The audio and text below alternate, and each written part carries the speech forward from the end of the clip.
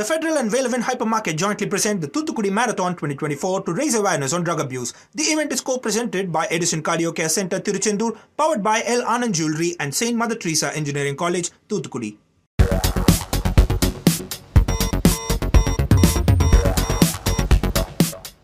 Hello and a warm welcome to Federal's special program, Capital Beat. The entire world saw the pictures of the roof of the new Parliament building leaking after heavy rain showers in Delhi. Opposition attacked the government, and today, just a day later, Deputy Leader in Lok Sabha, Gaurav Gogoi, has put out a tweet saying that the design, construction, and the facilities within the new Parliament needs a review, and he hopes that all the political parties will be on the same page. And he also said that the parliament doesn't belong to one party or individual, it belongs to everyone. So now is it time ripe for the new parliament building design and constructions to be reviewed? And why is it that the entire Delhi, especially the Lutyens Bungalow zone, never before we had seen that it was so submerged? So we'll try and find out as to what has really gone wrong and what is the need of the hour. Joining me now is Trinamool Congress Rajya Sabha MP and retired bureaucrat Jawhar Sircar. So thank you so much for joining on the Federal. And my first question to you is that you also made a point yesterday when you were speaking in Rajya Sabha, and today Gaurav Gogoi has asked for a review of the design, construction, and the facilities within the parliament. Do you think that this would be the right move? And now, especially just after a year, last year the building was inaugurated, so much money was spent, so much of fanfare, and now just within a year, if the roof has started leaking, what does it really show? We knew that something may go wrong because this building was constructed in an absolute political hurry. It's not a hurry, it's a political hurry. The minister concerned at that point of time was impervious to any ideas. I had shot off about a dozen letters, if not more, to him, asking various points, to which he replied 3 or 4 times, but from a high perch, saying that whatever I'm doing is the best. The first question is, was Parliament or were parliamentarians ever consulted in the last 5 years or 4 years that this harebrained idea of moving to a new parliament came up? If you allow me to digress, they said that this is almost 100 years old and therefore we need a change. Now, that hides the fact that 2 buildings they are sort of gorging on. One is the North Block, South Block, and the presidential Rashtrapati Bhavan are of the same age. We have in Delhi Red Fort, we have in Delhi Jama Masjid, we have in Delhi, outside Delhi, Taj Mahal, and at least a few hundred buildings in Delhi that are well more than 100 years old. So that 100-year-old excuse doesn't stand good. They just wanted a new building to establish their ego on that thing, and there was no space. So it was cheek by jowl, just next to each other. It was constructed by the pet architect. I use the word pet architect in full consciousness. This gentleman, Bimal Patel, has been with Mr. Modi from Ahmedabad, wasn't ever heard before. He was taken to Banaras, unknown place for him, to redecorate, and then he was brought there. Incidentally, they have all went through a tender processes, which is very laughable. He always wins the tender.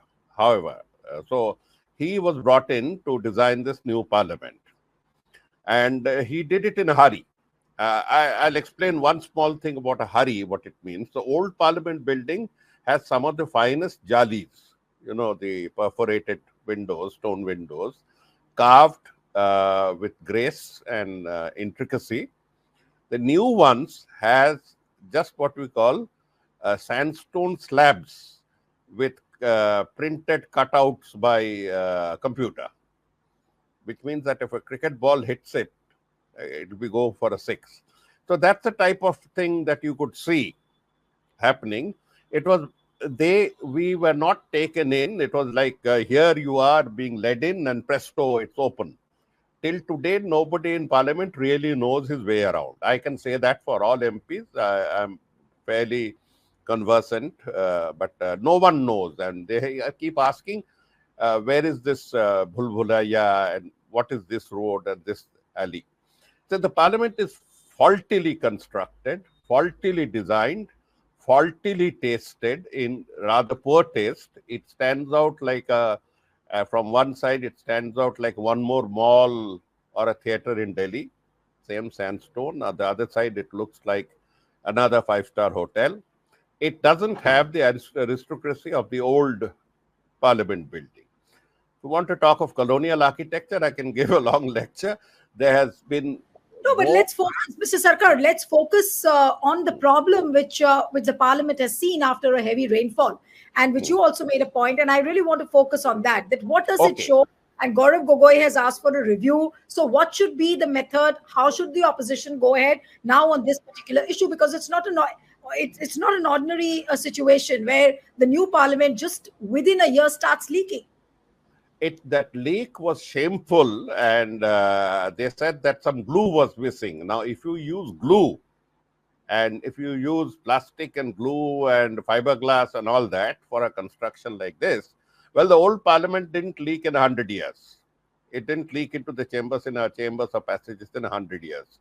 So it just goes to show what I was saying, that it is shoddily built. It cost atrociously, something like 1,200 crores, spent all in 2 years. And it calls for a complete overhaul because A, there are 5 entrances known to us. 3 entrances have porticos or porches where you can park your cars in, get out without the rain or the sun. So you are saying that it needs a complete overhaul. You are saying that it needs a complete overhaul. So what does it mean? I mean, let's start with the entries. There are 5 entries to it, known to me. Maybe there is a 6th, there are 5 entries known to us. 3 entries for the PM. Well, there's one exclusive entry for the PM. You can't come anywhere within 500 meters of this way or that way of that gate. So paranoid they are. And there is one for the speaker and one for the chairman. That wasn't there last time. Chairman of the Rajya Sabha. So whatever it is. So these 3 have what you call the porches, carriage porches, where you have shaded verandas, shaded porticos. You can get in and get off, and it can be protected from the sun and the rain. The 2 doorways meant for Aam Janta like us are called Shardul and Makar. Makar and Shardul. Makar is the one that faces Old Parliament. It's right out in the west. It's blazing hot after the noon, completely open to the elements, naked, if I may put it. And it is the one with sharp staircases for people who have problems. And it's exposed to the rain. I mean, when it rains, it's bad. You have about 100 MPs standing there. And even if their cars come nearby, they have to go through a splash to reach that car because there is no shade. So the 3 VIP entrances have shades. The MPs who matter, that's about 700 or 800 of us, 800 something of us, we don't have any shades. We have to clamber up, and in a rain, which I have done, it's always dangerous. Any stairs can be very slippery. So that's only about the entrance. About the interior, there's a lot of waste of space by having uneven passages that could have huge rooms, but they are just simply passages with a few stone sculptures put in here and there. Nobody knows what they are for. But the main space of within Parliament is occupied. A large space is occupied by 3 useless galleries. I have never even bothered to know their name. I have peeked into all of them. In some, they flaunt certain things that the regime would like to see, but there are absolutely no visitors to these galleries. That simply blocks space. If this space had been converted into what we call meeting lounges, Political parties that need to meet their members, 10 of them hastily, in some point would find some place to meet. It could be always put to good use. The other point is, this is essential to parliamentary democracy, that parliamentarians meet out of the chamber and discuss matters informally across party lines, across states. This was known as the Grand Central Hall of Parliament. We used to do it there. Mr. Modi and his acolyte, his ex UD minister Hardeep Singh Puri, have ensured, and Bimal Patel have ensured, that the two houses are separated by practically a Berlin Wall. I hardly ever see a Lok Sabha MP except at the waiting gate. I hardly ever see them. There's no common place to sit and chat or even have a cup of coffee. That's been ensured in the divide and rule principle. Divide and rule principle. So these need to be revisited. But as I said, the architecture protection from the heat and the rain comes first. Then the internal blockage of space comes second, which needs to be redesigned into something. In fact, as I said, the common canteen could still come up. We have seen the way things are there, but it's a deliberate policy to split us and to keep us at arm's length from each other.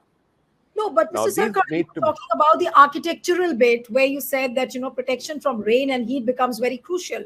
And it also, takes into account the safety of the parliamentarians who are in. Now, what happens, supposing if there is a major earthquake, what happens if there is a heavy to a very heavy rainfall? God forbid, nothing, unfortunate happens, but here you had a roof leaking. What if the roof comes down? What does one do? So how will the opposition raise this issue? When I look up and I look at this tinsel work, as I call it, tinsel work with wooden plastic and bits of plastic glasses. First of all, there's nothing really charming about, nothing very beholding about the domes. They are there, they're high, that's all. They need more air conditioning, they muffle our sounds, that height, but what else it's supposed to mean, I don't know. As one leak proved, anything anywhere can leak. Anything anywhere. It leaked at one spot, it will leak at other spots tomorrow. So that's about the roof on which nobody was even, look, of Parliament, none of us were even allowed to look at the plans, let alone being taken in. I have written about it for 3 years non-stop. There's a volume, 1 inch thick, of correspondence between me and Puri on this issue, where he just obfuscated. And the best part of it was about 10 to 12 questions that I raised. Practically none of them even saw the light of the day. Somehow they were just not figuring. They will say lottery or whatever. We'll have to go by whatever version they say. They never figured. So there was no answerability at all. But Parliament is only symptomatic of the haughtiness, of the arrogance of this regime. The other more interesting point that you were saying that matters more to the people, you mentioned about what happens if there's something of an emergency. The former Parliament had 12 gates, because I used to use number 12. Most of the time it was closer to Rajya Sabha. 12 gates, small, narrow, big, large, all types gates. This one has two, because we are not allowed to use or enter, or we don't even know which way to go where the 3 VIP gates are concerned. The 3 VIP gates are meant for the VIPs. So I assume that Makar Dwar and Shardul Dwar are the only 2 gates available to us. I shudder to think what would happen if all the MPs, and remember, there are more employees than MPs. Right. More so employees. There are more employees than MPs, but from the security aspect, you think that this is a very, very insecure building. Come heat, come rain, or maybe some other calamity. If it happens, then you don't have many exit doors to go out. So would you say that this is a very, very unsafe and a very, very insecure building?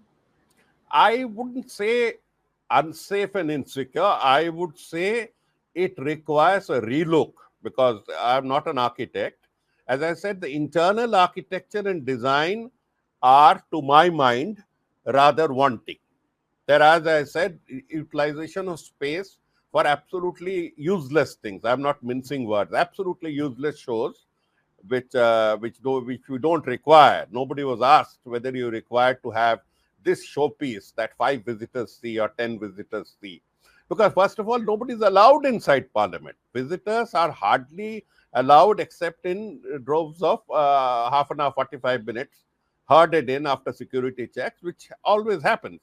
But the press, the media, the ex-parliamentarians who used to flood the house at times, that's just completely sanitized, missing.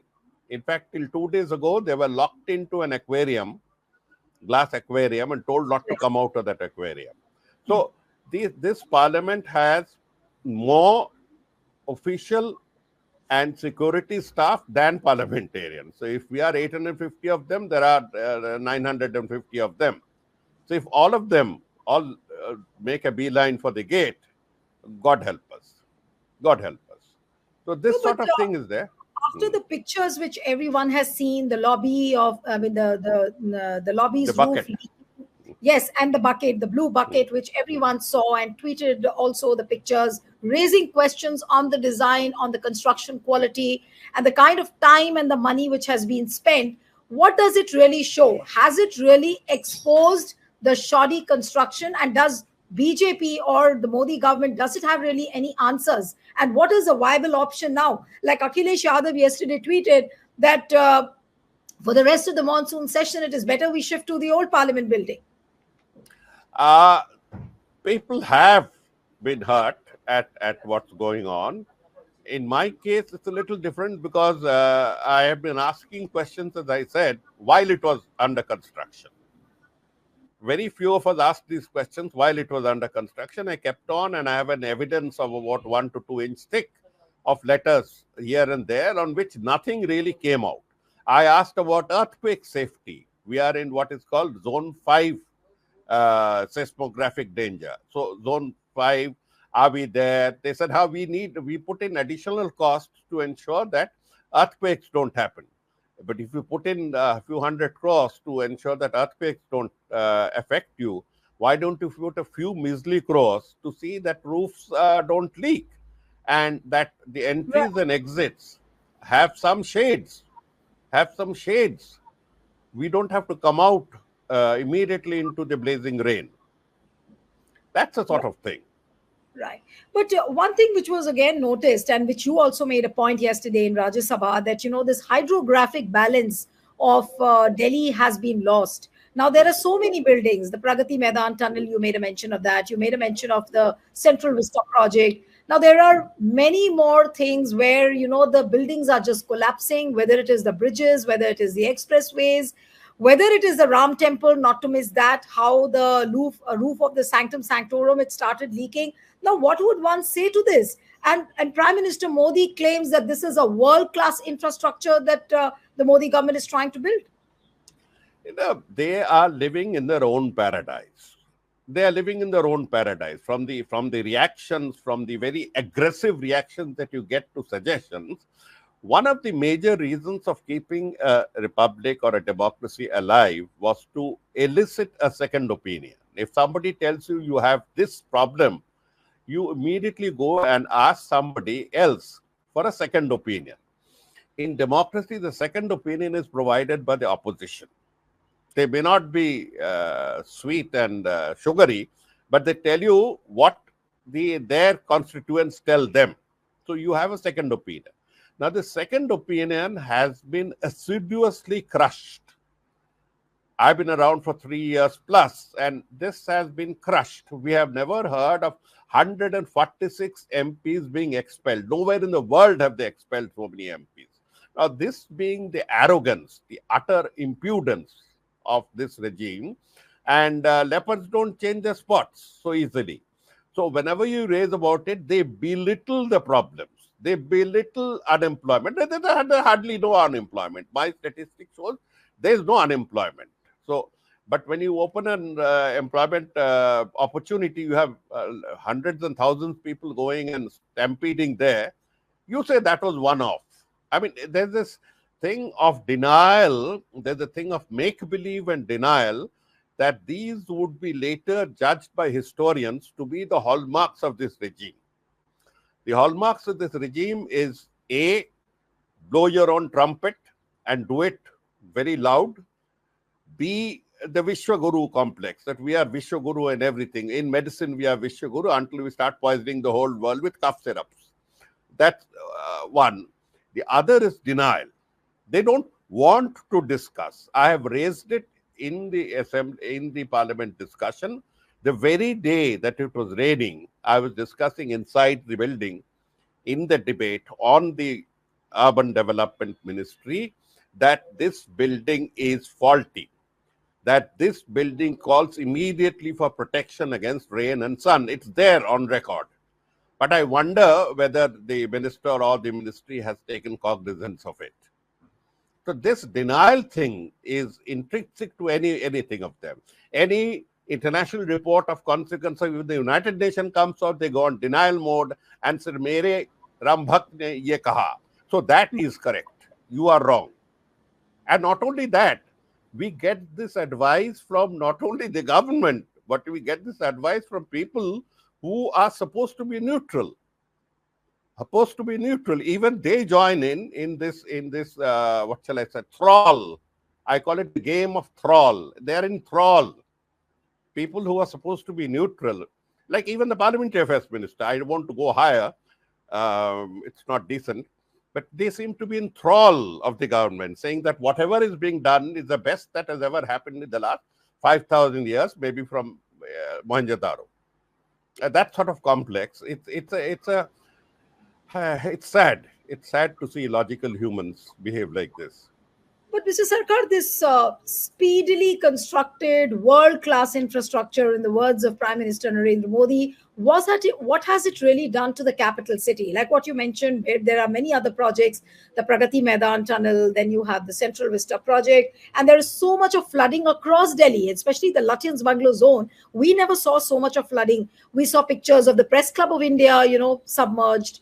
Then there were various parts in Lutyens zone which were completely submerged. What do you think is the reason? Why is this happening? And we've never seen it before. I mentioned on parliamentary record that will be seen after 100 years, 200 years, about a gentleman called Akash Banerjee, who brings out Desh Bhakt, where Akash Banerjee brought out this thing about Delhi turning into Venice, that the Venetian possibilities of Delhi, where Delhi can become a Venice. So, I mean, that sums it up all. But we now have to get to the roots of the problem. Let's get out of parliament. The roots of the problem lie in the fact that urban planning here is also, let us say, bhakt planning. I'm using the word bhakt planning because I have proof of it. I can prove it out anytime. All the appraisal committees for parliament, all the appraisal committees are packed with people who say Jai Ho. Jai Ho types. I pointed out that why are you keeping Jai Ho's only? Jai Ho's only. Keep people who are from outside who may be little kadavas. They may be little kadavas, you have to listen to them. To which they have replied, they are world class. Everything. In context of an organization that has a murky past of being banned 3 times for anti-national activities, a man of high stature called it a global think tank. A global think tank. I mean, I can't even imagine how it's a global think tank. So what has happened is the Central Vista project became a Narendra Modi, Bimal Patel with Hardeep Puri sidekick as their main signature over Delhi. Now, you have seen Rajpath, I have seen Rajpath. I have seen it for 50 years, you've seen it for 50 years. It was always a good show. 660 crores. They don't even tell you what figures went in. You have to go on pumping, go into audit reports to find out. The figure that we have is around 660 crores to 70 crores were spent on the Rajpath. On what? On what? On the lawns, on the blacktop, on some sandstone benches on which nobody sits because both sides are barricaded. Both sides are barricaded. So if you had a free walk, people could come and sit. But why do you have stone benches when you don't allow people to come?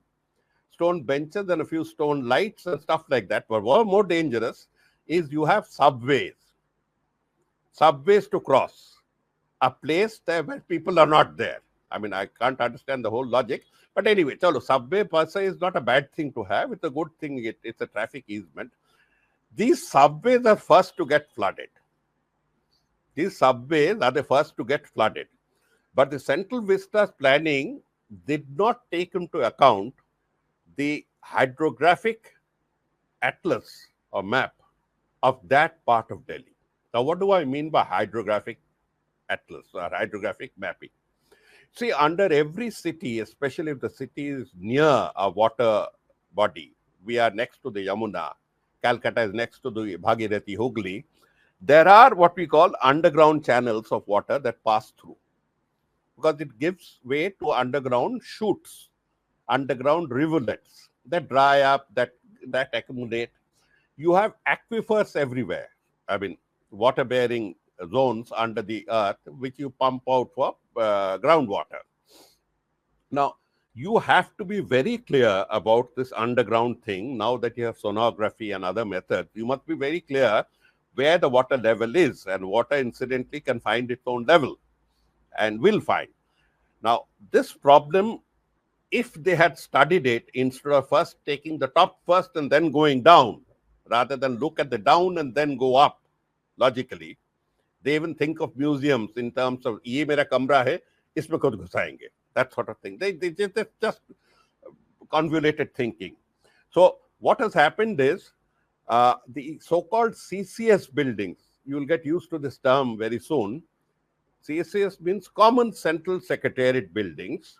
Stodgy looking buildings would be adorning the Rajpath. That's the big idea. It's that the Third Reich type of Albert Speer. Speer was our great man's architect. We'll have stodgy buildings for which you need to break down Vigyan Bhavan, for which you need to break down National Museum. You need to shift away all those 2 lakh plus antiquities. It's a bizarre idea. Now, the 3 buildings that are under construction now, by forcefully removing the Indira Gandhi National Center for Arts, maybe because it was named after Indira Gandhi. I once suggested it could be named after Narendra Modi. It could have been saved. Whatever. Now, these 3 buildings that are coming are supposed to be connected underground. This underground connection is again supposed to be underground metro. They put a halt to it. They're also secretive about it. They put a halt to it because water is coming in. Water is coming in. So they might think of now having underground Venetian boats, gondolas to take. I don't know what's up in their mind. If you don't come up in the public domain and discuss with town planners and architects and hydrologists and hydrographers and others, you won't come up with a solution. Do you think that these hydrographers and the conservationists and the people who are working on how to give underground channels, were they even consulted by the Modi government? Never. So you don't have, until you hit the problem, as you have hit in CCS 1, 2, and 3. You have hit it now. You are hiding it from us. I'm telling you in the public domain that you have hit water. You can't connect. Now, if you pump that water away all the time, you'll be creating mini Hollands. You know what I mean? You need to keep pumping it away, damming it away, and all that. This is not ideal solution. So that's exactly what's happened in Pragati Maidan tunnel. Pragati Maidan itself was not on the best of areas. It was next to the Yamuna, very next to the Yamuna, and there are bound to be huge water tables under Pragati Maidan, channels from the Yamuna under Pragati Maidan, and you go and build a tunnel. And that tunnel starts flooding from day 1. On your Bharati day, there's an official name for Bharati day. It's G20 inauguration day, when your entire Bharat comes. You had floods. You hid it from the camera, but there are pocket cameras that showed the whole of the world that it had all flooded. So you will keep having this flood until you come out properly. It's not anybody's paternal city or anybody's city. It's a city of the people. No, You but need to discuss. ultimately, at the end of this entire conversation with you, and you being a Rajya Sabha MP yourself, you're seeing how things have been done in Parliament and also around the city as far as the urban planning is concerned. There was no consultation, despite you having been sent so many letters. The urban development minister did not pay heed to even a single bit of what you said. So at Nothing. the end of this entire planning exercise, so much of money put, so much of talk, on the world class infrastructure. What has Modi government done ultimately to the parliament and to the capital city of Delhi? Has it just turned Delhi into Venice without any planning? How would you really arrive at a conclusion? How we can summarize I this? wouldn't go in for such extreme, what shall I say, um, dystopian image. I would say that passing water out from waterlogged areas is going to be difficult. You have purposely made it more difficult because water has to pass out through what we call the level channels. So if you have already disturbed the hydrographic balance, and if you have channels crisscrossing each other, not knowing who goes where, you have created a Mahakumbh of channels underground. Now you'll have to come up with solutions whereby the accumulated water. Now I'll give you an example. For the last so many years, Delhi had 207 water collection hotspots. This is official figure I'm taken from urban development. 207 official declared waterlogging danger spots. They call them hotspots. I mentioned this in my speech in Parliament. In 1 year, this year, the year of reckoning, they have added 101 more. So now we have 308 waterlogging zones. Now, all of them will not behave the same way. Some may actually release their water or drain out themselves in, say, 2 hours' time. But for those 2 hours, the capital and the metropolis and the traffic and the people would have to suffer. So you have added 101 more to these suffering spots. And once a traffic is such a thing that once there's a jam in Lutyens Delhi, in one part of Lutyens Delhi, it cascades all the way to Azadpur on one side and cascades all the way to the other side, Rohtak border. It cascades all the way to your the southeast extremes. So this is, I mean, there's been complete botch up of this. Because, I won't blame Puri beyond the point because he was an officer who had never handled these subjects. He was good at cocktails, at meeting people, and perhaps talking more diplomatically than what he spoke to me. That's his career. And you bring him suddenly in charge of a place where neither does he have the political experience that a Shivraj Chauhan would have as chief minister, or Mohanlal Khattar would have as a chief minister, nor would he have the years of suffering as an administrator. So he was nowhere. So he said, boss ne order kiya, abhi turant kar do. Jaisa bhi ho karo.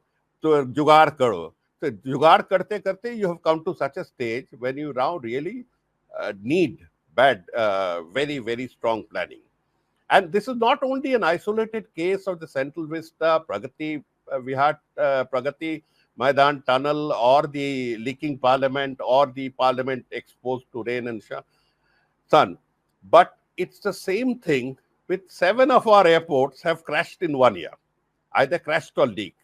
And the best part of it is you privatize 3 airports to your best friend, a fellow who had never had any experience in running airports, was given airports. I asked this question. So the reply that I got was that I asked that privatization was supposed to make things more managerial and more efficient. Why is it that 3 private airports, privatized airports, and I mentioned them, Rajkot, Lucknow, and Guwahati, were among the worst of the 7 in terms of crashing, in terms of rain? They said, we have got so much revenue from them. That's a reply that you get to a parliament question on safety. They said, we have got so much revenue from them. They completely deflected the answer. So 7 airports went in through this pin. You had 9 bridges collapsing in Bihar. It's a bit. I have a feeling, and I've tweeted it, that and you had landslides with national highways in Assam and other places just sunk under the earth. I have a feeling that the contractors and others who made them had perhaps thought that यही last है, 24 का बाद ये वापस नहीं आएंगे, so they'll not be held accountable. That's just one of my feelings, that they were made to last somehow with chewing gum till 24. Everything is stuck together with quick fix and chewing gum. Right. So one final question, Mr. Sircar. It's really a sad state of affairs, as far as the infrastructure is concerned, how Parliament building was built, and also the other buildings which are there as part of the urban planning. There is no thought put into it as to, how to scientifically treat the problem. So how is the opposition, and this is my final question to you, that how will the opposition now take up this issue? Of course, tweets will help. Gaurav Gogoi today has said that there should be a review. But how will you ensure that this kind of a review happens, not only of the parliament, but of other buildings as well, where this kind of quality is, the work has been put into question? See, Gogoi represents the biggest opposition party. Samajwadi has also raised it. Trinamool has been raising it for the last 3 years. So all we need to do is to somehow get together and to make an issue out of it. If you make an issue of a calling attention motion or something, it's likely to be rejected, because the houses are still running on that, primordial mode, that I have the right to reject everything and that sort of thing. So we'll have to come up with a massive show of unity, because when an MP slips down the stairs and falls, the MP is not going to say that I am a BJP MP or I'm a DMK MP. An MP is an MP is an MP. So the BJP people are as frustrated. They tell us that ye kya? Discipline, they can't come out in the open. We'll have to come up with this thing. But right now, we are meeting a stone wall. A stone wall, what we call the Manipur wall. Manipur doesn't exist. There are no problems in Manipur. Fail khatam. If you say that, but the majority with which you hammered us out is no more there. In the Rajya Sabha, they don't have a majority. Their number of allies are shrinking. Those allies who were with them have understood their black widow spider mentality. You know what a black widow spider is? Yes. The one that mates and then eats the mate. So those 3, 4 in between, I won't name those parties, who have been mauled by the mate, are very cautious. So they come out for walkouts with us. And in the Lok Sabha, also their majority is very tenuous and very costly. Very costly. It's very costly for the budget.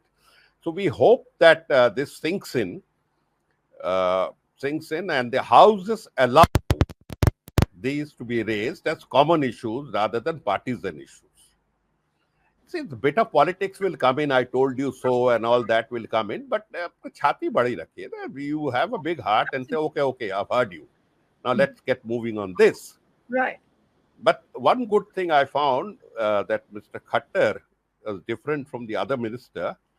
There are videos of him taking notes when we were speaking on Parliament and the other house. He is an experienced administrator. I hope he has started taking the problem in his hands, and we actually need to give strength, because it's our government and everyone's government. The government of India is our government and their government. We're only part of the opposition where policies are concerned, where debates are concerned. I only hope that better sense prevails. Discussions are allowed to let not heat come out, but light. Absolutely. Light should come out. Absolutely. Thank you so much, Mr. Sircar. It was wonderful having you on the program. And one appeal to the viewers who are watching this discussion: subscribe to our channel, send us a feedback, and stay tuned to the Federal.